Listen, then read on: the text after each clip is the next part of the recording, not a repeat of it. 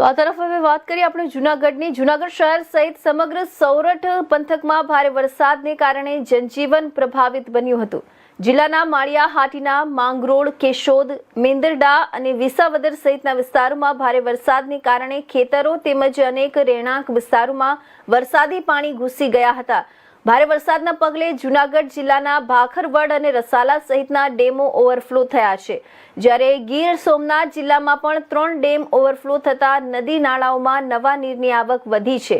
પોરબંદર જિલ્લામાં પણ વરસાદી માહોલને કારણે અનેક માર્ગો પર પાણી ભરાતા કેટલાક રોડ રસ્તાઓ બંધ કરવાની ફરજ પડી હતી. જોકે હાલ ગીર સોમનાથ જિલ્લાના ઉના, ગીર ગઢડા સહિતના તાલુકાઓમાં ધીમે ધીમે જનજીવન સામાન્ય થઈ રહ્યું છે. વહીવટીતંત્ર દ્વારા અસરગ્રસ્ત વિસ્તારોમાં સતત મોનિટરિંગ કરવામાં આવી રહ્યું છે અને લોકોને કોઈ પણ પ્રકારની મુશ્કેલી ન પડે તે માટે યુદ્ધના ધોરણે કામગીરી હાથ ધરવામાં આવી રહી છે.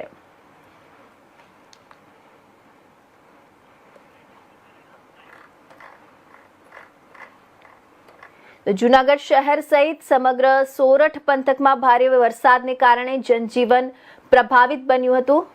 જિલ્લાના માળિયા હાટીના માંગરોળ, કેશોદ, મેંદરડા અને વિસાવદર સહિતના વિસ્તારોમાં ભારે વરસાદને કારણે ખેતરો તેમજ અનેક રહેણાંક વિસ્તારોમાં વરસાદી પાણી ઘૂસી ગયા હતા.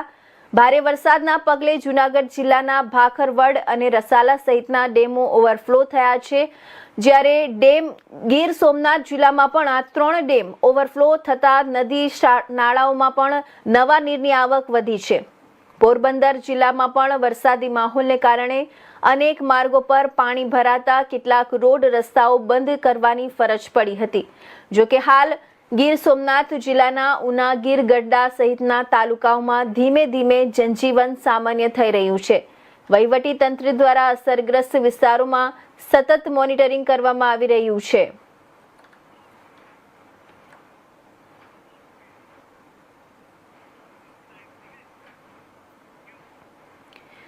તો આ તરફ સૌરાષ્ટ્રમાં મેઘરાજાએ ફરી એકવાર જોરદાર બેટિંગ કરી છે, ત્યારે જૂનાગઢ સહિત સમગ્ર સૌરઠ પંથકમાં ભારે વરસાદના કારણે જનજીવન પ્રભાવિત બન્યું છે. અનેક વિસ્તારોમાં પાણી ભરાયા છે, ખેતરો જળબંબાકાર બન્યા છે, તો બીજી તરફ ડેમો પણ ઓવરફ્લો થતા નદી નાળાઓમાં નવા નીરની આવક વધી છે. તો હાલ સ્થિતિ શું છે, કયા વિસ્તારો સૌથી વધુ અસરગ્રસ્ત છે અને વહીવટી તંત્ર દ્વારા શું કામગીરી કરવામાં આવી રહી છે, તમામ વિગતો મેળવી અમારા સંવાદદાતા ભાવિક જોશી પાસેથી. જી ભાવિકજી, સૌથી પહેલા હાલ જૂનાગઢ અને સમગ્ર સૌરઠ પંથકમાં વરસાદની સ્થિતિ શું છે અને કયા વિસ્તારોમાં સૌથી વધુ અસર જોવા મળી છે?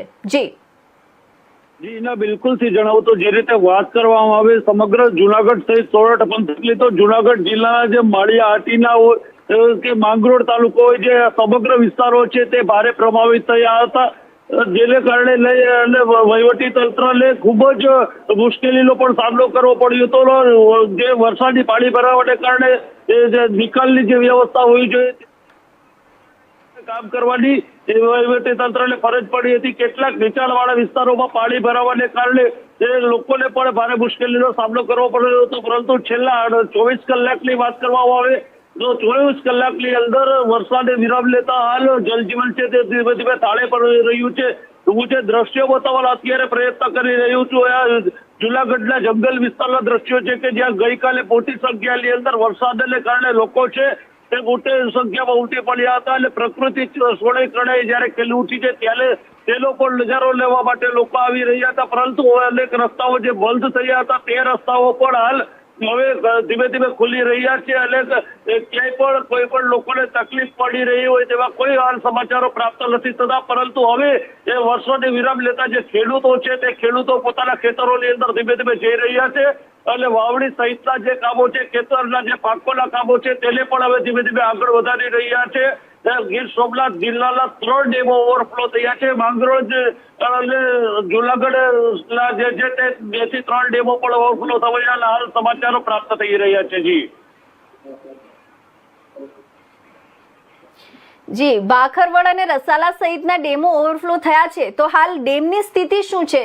શું નીચાણવાળા વિસ્તારો માટે કોઈ એલર્ટ જાહેર કરવામાં આવ્યું છે? જી બિલકુલથી ભાખરવડ અને રસાલા ડેમો જે ઓવરફ્લો થયા છે તેને લઈને નીચાણવાળા વિસ્તારોમાં ચુસ્ત સુરક્ષા વ્યવસ્થા પણ ગોઠવવામાં આવી છે. તમામ જે નીચાણવાળા વિસ્તારો છે તે ગામોના લોકોને એલર્ટ કરવામાં આવ્યો છે. નદી નાળા તેમજ પટ વિસ્તારમાં જવાની પણ મનાઈ કરવામાં આવી રહી છે. તેમજ આ વિસ્તારોની અંદર કોઈ પણ દુર્ઘટના ન સર્જાય તે માટે તંત્ર દ્વારા ચુસ્ત સુરક્ષા વ્યવસ્થા ગોઠવી દેવામાં આવી છે. રાઉન્ડ ધ ક્લોક ત્યાં નિરીક્ષણ પણ કરવામાં આવી રહ્યું છે. જે તૂટેલા રસ્તાઓ હતા તેને પણ યુદ્ધના ધોરણે હાલ રિપેર કરવામાં આવી રહ્યા છે. જ્યાં વૃક્ષો પડવાની વાત હતી ત્યાં પણ યુદ્ધના ધોરણે એસડીઆરએફ એનડીઆરએફની ટીમો દ્વારા કામગીરી કરવાને કારણે હાલ જે મોટાભાગના રસ્તાઓ છે તે પણ ખુલી રહ્યા છે. જી, ગીર સોમનાથ અને પોરબંદર જિલ્લામાં પણ ભારે વરસાદની અસર જોવા મળી છે, તો ત્યાં હાલ પરિસ્થિતિ કેવી છે? શું રસ્તાઓ હજુ પણ બંધ છે?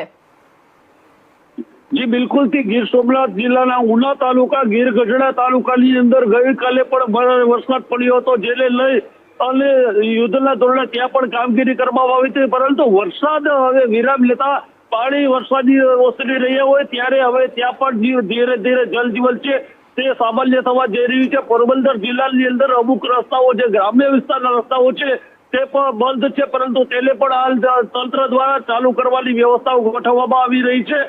ત્યાં કોઈ પણ પ્રકારની તકલીફ ન પડે તેને માટે થઈ પણ તંત્ર દ્વારા કામગીરી કરવામાં આવી રહી છે. જ્યાં અત્યારે રસ્તાઓ બંધ છે ત્યાં ફૂડ પેકેટ સહિતના જે આપવાની વાત છે તે પણ તમામ કામગીરી છે તે તંત્ર દ્વારા કરવામાં આવી રહી છે. અત્યારે ગીર ગઢડા તેમજ ઉના પંથક જે સૌથી વધારે પ્રભાવિત થયો હતો ગીર સોમનાથ જિલ્લાનો, ત્યાં સામાન્ય સ્થિતિ હોવાનું પણ સૂત્રોમાંથી જાણવા મળી રહ્યું છે. જી, માળિયાહાટીના માંગરોળ, કેશોદ, મેંદરડા અને વિસાવદર જેવા વિસ્તારોમાં પાણી ભરાવાની સ્થિતિ કેટલી ગંભીર છે? જનજીવન પર તેની કોઈ અસર પડી છે ખરી?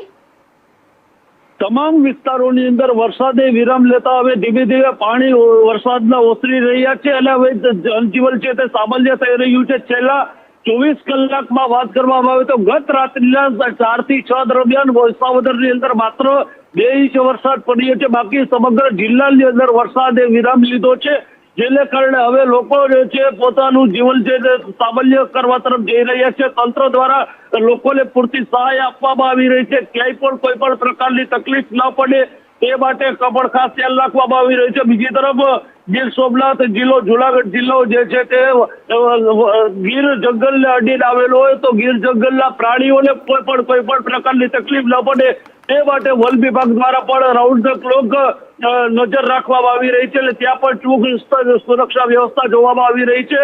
જે વન્ય પ્રાણીઓ છે, સિંહ સહિતના જે પ્રાણીઓ છે તેને પણ સુરક્ષાના સ્થળો ઉપર હાલ ખદેડવાની પણ કામગીરી કરવામાં આવી રહી છે. નદી નાળા વિસ્તારની અંદર જે સિંહો રહેતા હોય તેને ટેકરાવાળા વિસ્તારોમાં મોકલવામાં આવવાને કારણે ત્યાં પણ કોઈ પણ પ્રકારની દુર્ઘટના સર્જાય તેનું પણ વન વિભાગ દ્વારા ધ્યાન રાખવામાં આવી રહ્યું છે. જી ભાવિકજી,